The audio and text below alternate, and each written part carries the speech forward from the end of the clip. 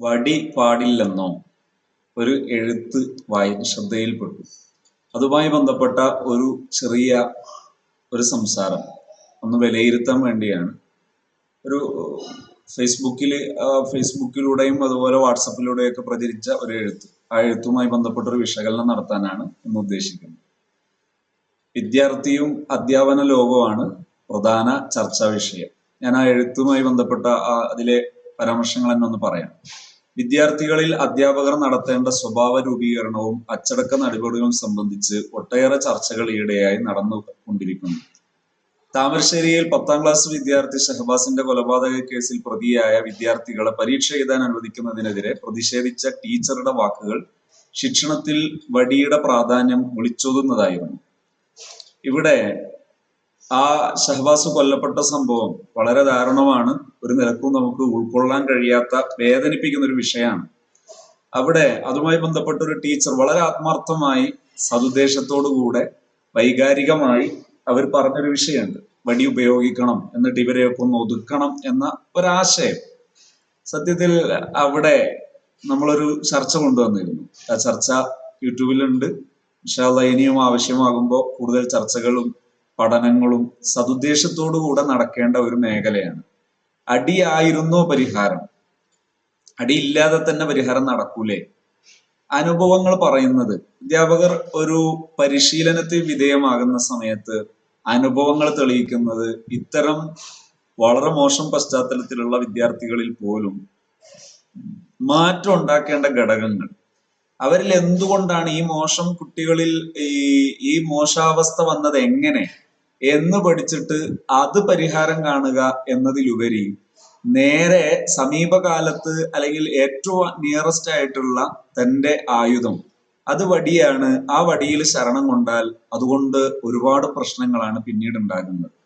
ഒന്ന്, ഈ വിദ്യാർത്ഥികളിലെ യഥാർത്ഥ പ്രശ്നം എന്താണ് എന്ന് കാണാതെ പരിഹാരത്തിലേക്ക് ഇറങ്ങുന്നു. അതുകൊണ്ട് തന്നെ യഥാർത്ഥ പ്രശ്നം പരിഹരിക്കാതെ പോകുന്നു. പലപ്പോഴും ഇത്തരം അക്രമങ്ങളിൽ മുതിർന്ന വിദ്യാർത്ഥികൾ അവരുടെ നിലവിൽ ലഭ്യമായ വിവരങ്ങൾ വെച്ച് നോക്കിയാൽ നമുക്ക് കിട്ടുന്ന ഒരു പിക്ചർ ഉണ്ട്. അതെന്താണ്? മോശം ഫാമിലി പശ്ചാത്തലം. ഈ മോശം ഫാമിലി പശ്ചാത്തലത്തിന് ഒരു കുട്ടിയെ മാത്രം തല്ലിയാൽ മാറുമോ? അപ്പോ ഒരു വിദ്യാഭ്യാസ സംവിധാനം പാരന്റ്സിലും കൂടി ഇടപെടുന്ന ഒരവസ്ഥാ വിശേഷം വരേണ്ടിയിരിക്കുന്നു എന്നതാണ് അതിൽ നിന്ന് നമുക്ക് മനസ്സിലാകുന്നത്. ഇനി കുട്ടികളുള്ള മറ്റ് ആക്ടിവിറ്റീസുകളാണെങ്കിൽ അതും ചർച്ചാ വിഷയമായി ചർച്ചക്കെടുത്തത് ഏതിലൂടെ വന്നു, അത് പരിഹരിക്കുന്ന ഒരു ശൈലിയിൽ വരാതെ വെറും ഇവിടെ ഒരു ക്ലോക്ക് നടക്കാതിരിക്കുന്നത് കാണുമ്പോൾ, ചലിക്കാതിരിക്കുന്നത് കാണുമ്പോൾ സൂചി പിടിച്ച് തിരിക്കുന്നത് പോലെയല്ലേ ഈ പ്രശ്നം? സത്യത്തിൽ ബാറ്ററി തീർന്നു പോയതാണെങ്കിൽ ബാറ്ററി മാറ്റിയിട്ട പോരെ? അവിടെ ഈ സൂചി തന്നെ പിടുത്തി ഇതാകണമെന്നുണ്ടോ? ആ ടീച്ചറുടെ പരാമർശത്തെ അല്ലെങ്കിൽ ആ സതുദ്ദേശത്തെ നമ്മൾ അംഗീകരിക്കുമ്പോൾ തന്നെ വിയോജിക്കേണ്ടി വരുന്ന പ്രധാനപ്പെട്ട ഒരു വിഷയം, എന്താണ് യഥാർത്ഥ പ്രശ്നം എന്ന് വളരെ കാര്യഗൗരവത്തോടുകൂടെ ചർച്ചകൾ നടക്കുകയും അതിന്റെ പരിഹാരങ്ങൾ കണ്ടെത്തുകയും ചെയ്യേണ്ടിയിരിക്കുന്നു.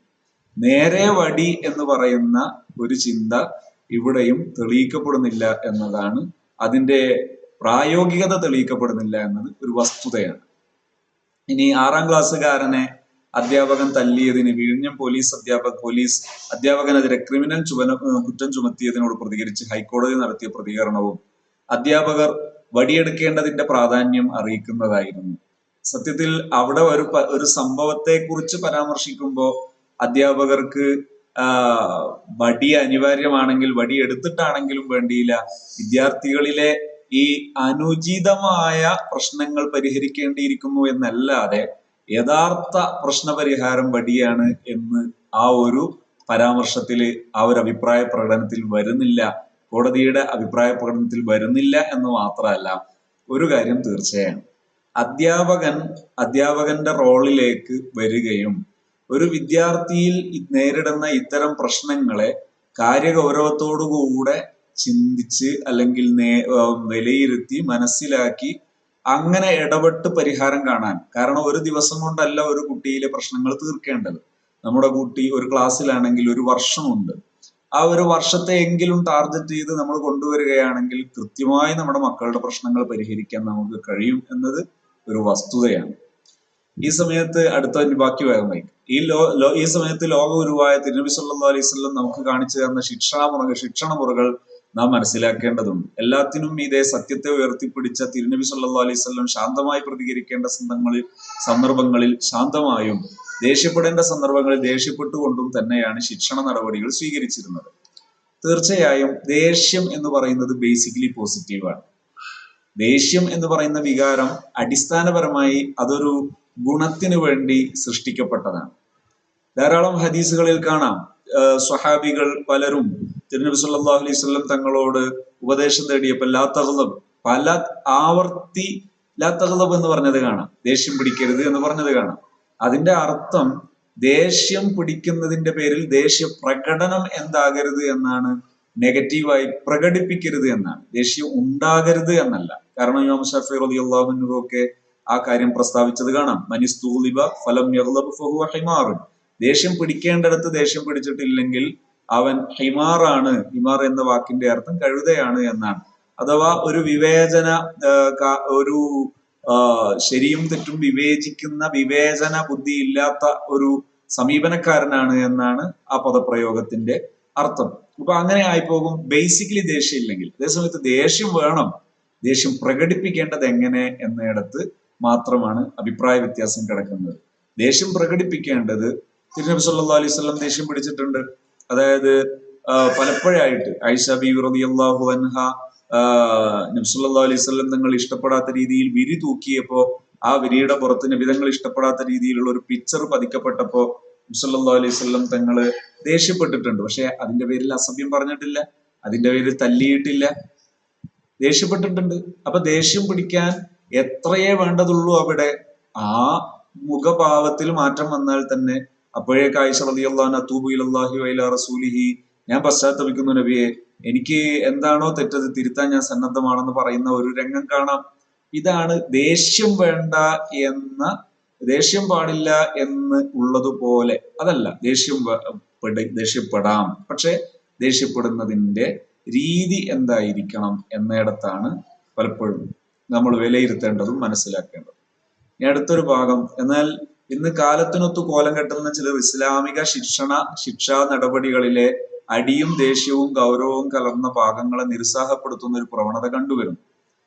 തീർച്ചയായും ശിക്ഷാമുറകൾ എന്തിനാകണം, എവിടെയാകണം, ഒരു വിദ്യാഭ്യാസ സംവിധാനത്തിൽ എപ്പോഴാണ് ഒരു ശിക്ഷ ആവശ്യം വരുന്നത്? അതേസമയം ഒരു ഭരണകൂടം നിയമം നടപ്പിലാക്കുന്നിടത്തുള്ളതൊന്ന് വേറെ, വിദ്യാഭ്യാസം എന്ന് പറയുന്ന പ്രോസസ്, ആ പ്രക്രിയ ഒന്ന് വേറെ. അതിൽ എവിടെയാണ് ഈ ശിക്ഷാ നടപടികൾ, അല്ലെങ്കിൽ എവിടെയാണ് ദേഷ്യം, എങ്ങനെയാണ് ദേഷ്യപ്പെടേണ്ടത്? ഇതിനെല്ലാം ഒരു കൃത്യമായ ഒരു അതിൻ്റെതായ ഒരു സ്റ്റെപ്പുകളുണ്ട്.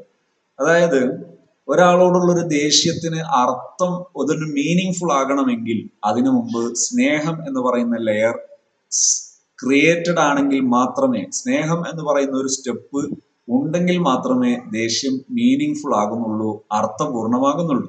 അല്ലെങ്കിൽ അത് അർത്ഥശൂന്യമാകും. അതുകൊണ്ട് തന്നെ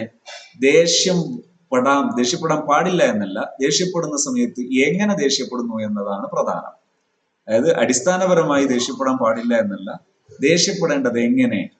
ഒരു കുട്ടിയോട് ഒരു ഗുരുനാഥൻ ബേസിക്കലി സ്നേഹം എന്ന് പറയുന്ന ലെയർ സ്ഥിരപ്പെട്ടതിന് ശേഷം, അതായത് ഏത് ഒരു അബദ്ധം സംഭവിച്ചാലും തന്റെ ഗുരുനാഥനെ സമീപിക്കാവുന്ന വിധം ഗുരു ശിഷ്യ ബന്ധം രൂപപ്പെട്ടതിന് ശേഷം അവിടെ ഒരു ഗുരുനാഥൻ ദേഷ്യപ്പെടുന്നതിന്റെ രീതി, നബി സല്ലല്ലാഹു അലൈഹി വസല്ലം തങ്ങൾ ഉമർ റളിയല്ലാഹു അൻഹു എന്ന ശിഷ്യനോട് സ്വീകരിച്ച ദേഷ്യം കാണാം. മുഖഭാവം അല്പം മാറിയപ്പോഴേക്ക് ഭയപ്പെട്ടു പോകുന്നു.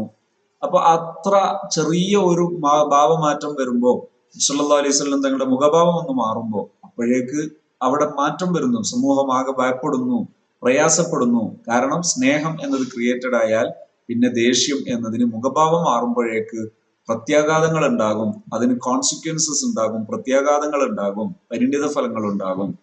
അപ്പോ ഈ പുതിയ സംവിധാനങ്ങൾ എന്ന് പറയുന്നതിൽ തെറ്റല്ല, അതൊക്കെ നേരത്തെ ഉള്ള പ്രവാചകർ സല്ലല്ലാഹു അലൈഹി വസല്ലം തങ്ങളുടെയൊക്കെ ചര്യയിൽ തന്നെ ഉള്ളതാണ്. പുതിയ സംവിധാനങ്ങളിൽ പറയപ്പെടുന്ന, വിദ്യാഭ്യാസ സംവിധാനങ്ങളിൽ പറയപ്പെടുന്ന ഈ സമീപന രീതികൾ പിഴക്കുന്നത് എവിടെയാണ്?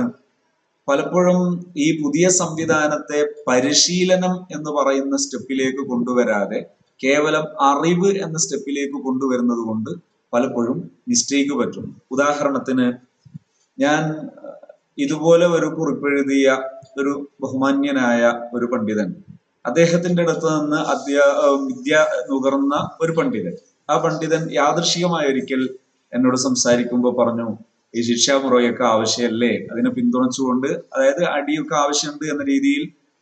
അവിടെ പ്രത്യേക ശ്രദ്ധേയമായ മറ്റൊരു വശമുണ്ട്. നമ്മള് അടിക്കാൻ പാടില്ല എന്നതല്ല സത്യത്തിൽ നമ്മുടെ സംവിധാനത്തിലൊക്കെ പറയുന്നത്, മറിച്ച് നിങ്ങൾക്ക് അടി ആവശ്യം വരുന്നില്ല എന്നാണ്. അടിക്കാൻ പാടില്ല എന്ന പ്രസ്താവനക്ക് അവിടെ ഒരു പഴുതില്ല. അടി ആവശ്യം വരുന്നില്ല. ഒരു അധ്യാപകനും വിദ്യാർത്ഥിയും തമ്മിലുള്ള ബന്ധം പ്രോപ്പർ ആണെങ്കിൽ, കൃത്യമാണെങ്കിൽ, അതിന്റെ യഥാർത്ഥ റൂട്ടിലാണെങ്കിൽ അവിടെ അടിയുടെ ഗ്യാപ്പ് നമുക്ക് കാണാൻ ചാൻസ് കിട്ടുന്നില്ല എന്നതാണ് വസ്തുത.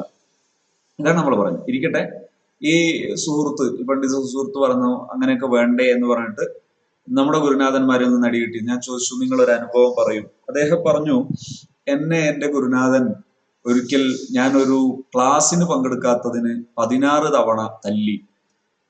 അപ്പൊ അദ്ദേഹം തന്നെ അതിന്റെ കൂടെ പറഞ്ഞു, അന്ന് ഞാൻ തലവേദനയായിട്ട് കിടന്നുപോയതായിരുന്നു. കിടക്കുമ്പോൾ ഒരു സുഹൃത്തിനോട് പറഞ്ഞിരുന്നു പറയാൻ, പക്ഷെ അദ്ദേഹത്തോട് പറയാൻ വിട്ടുപോയി. അതിന്റെ പേരിൽ എനിക്ക് 16ഓളം തല്ല് കിട്ടി.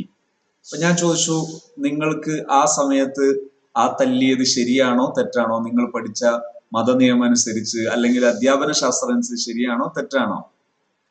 അപ്പൊ അദ്ദേഹം ഉത്തരം മുട്ടി. അതായത് അദ്ദേഹത്തിന്റെ ആ പഠിച്ച അധ്യാപനം അനുസരിച്ചോ ന്യായം അനുസരിച്ചോ അത് ശരിയല്ല.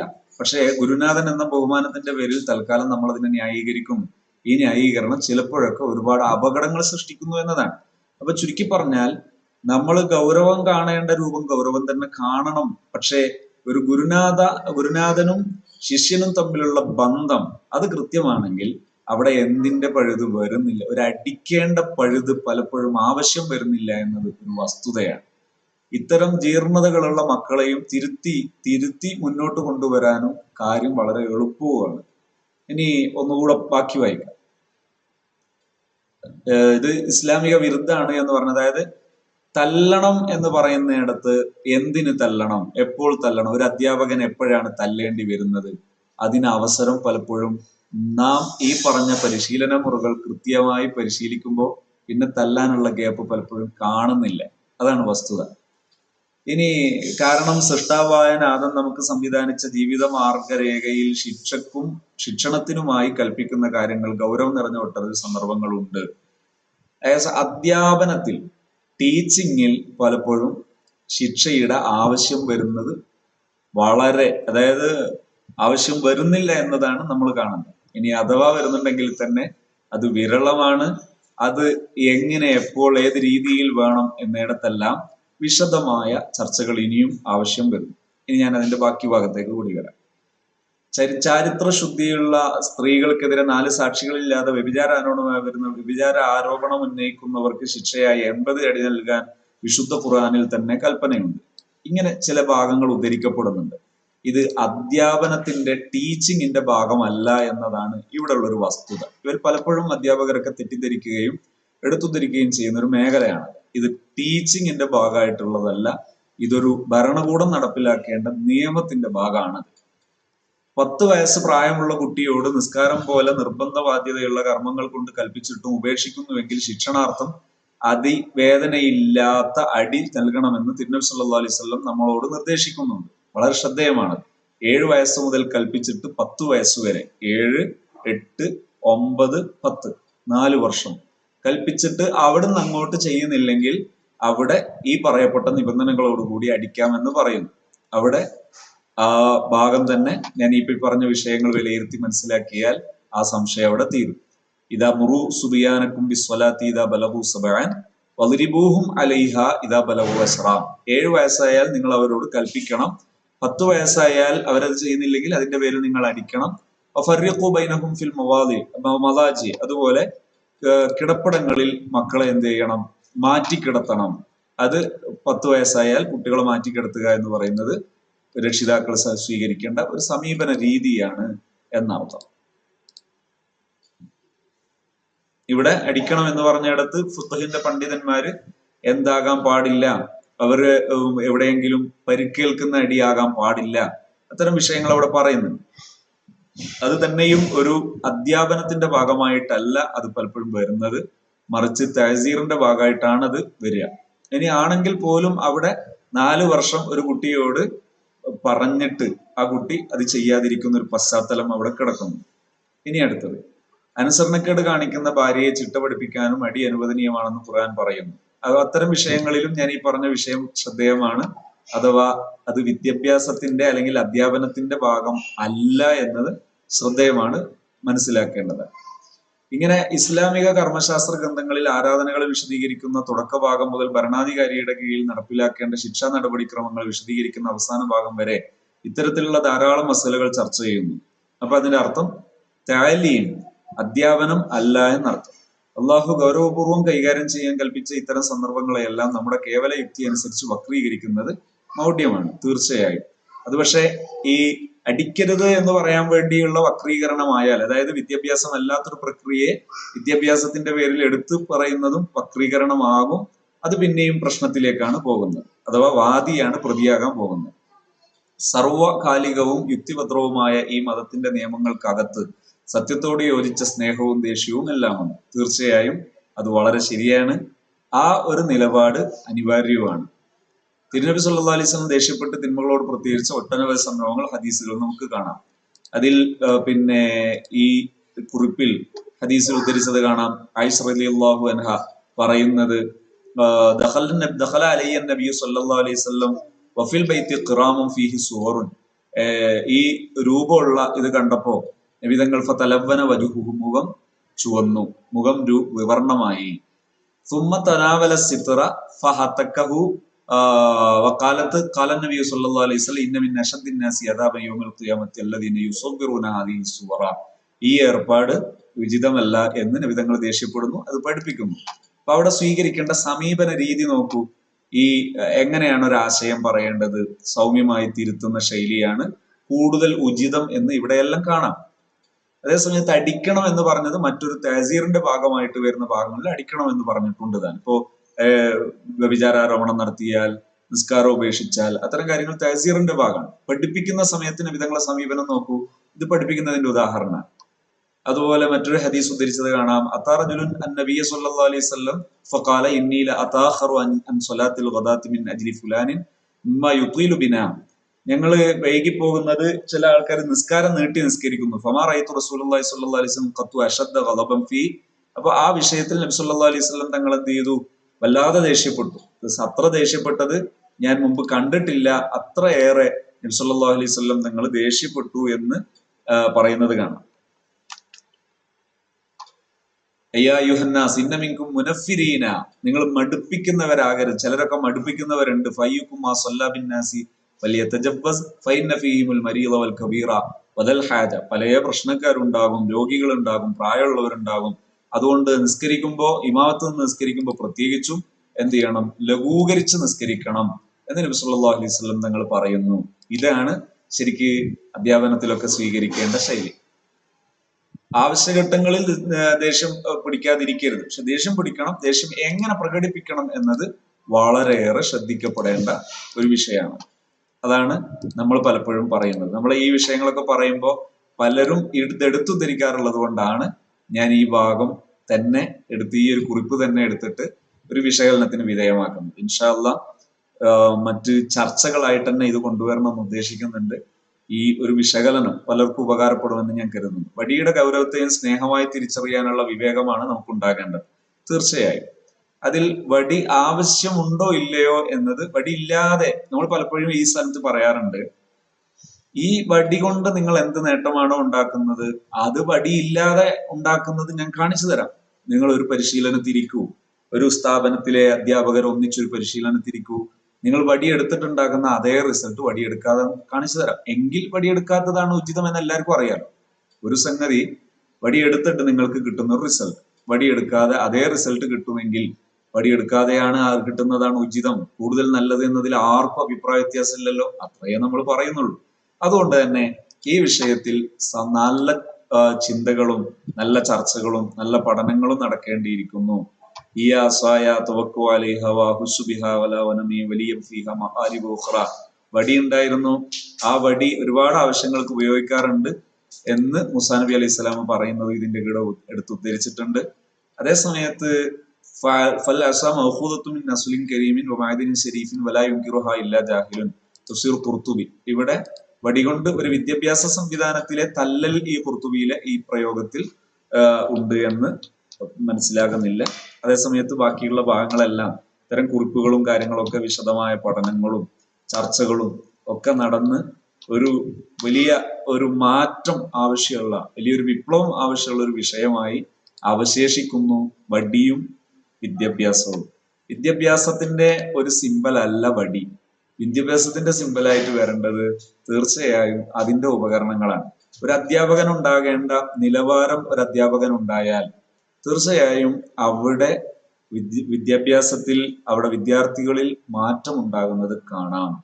അത് ഒരു തിരുത്തപ്പെടൽ ആവശ്യമില്ലാത്ത ഒരു വസ്തുതയാണ്, വലിയൊരു പ്രസ്താവനയാണ്. ആ പ്രസ്താവനയെ ഒന്നുകൂടി ഹാഫിസോൺ ശരിവെക്കുകയാണ്. വിശാലമായ ചർച്ചയും പഠനവും നടന്നിട്ട് വിദ്യാഭ്യാസ സംവിധാനം അത് നിലവാരമുള്ളതാകണം. ഞാൻ പലപ്പോഴും പറയാറുള്ളത്, ഒരു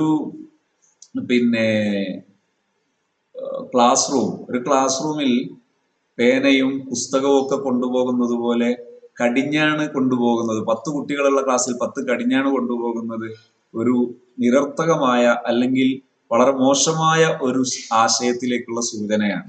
ഇതുപോലെ തന്നെയാണ് ഒരു ക്ലാസ് റൂമിലേക്ക് പോകുന്ന അധ്യാപകന് ഒരു വടി ആവശ്യമാകുന്നു എന്ന് പറയുന്നത് അദ്ദേഹത്തിന്റെ ഒരു കഴിവ് കേടാണ്.